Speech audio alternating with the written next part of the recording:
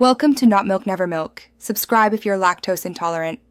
You start by making sure both devices are on the same Wi-Fi network. This lets them discover each other securely. Next, enable AirPlay on the TV or receiver so it can accept a connection.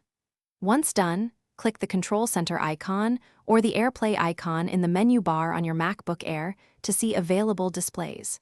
You're initiating a discovery handshake.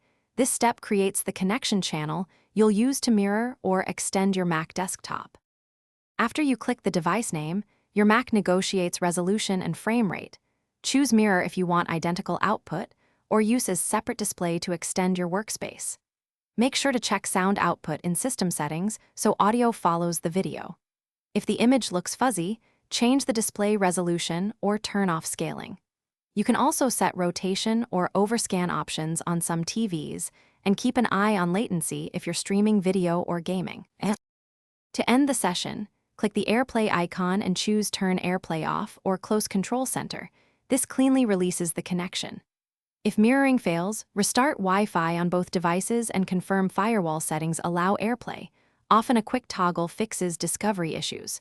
For persistent lag, switch to Ethernet, lower the resolution, or reboot the TV/receiver. These steps restore bandwidth or reset problematic streaming states, which usually resolves hiccups. Thanks for watching. If this was helpful, leave a like and consider subscribing. See you next time.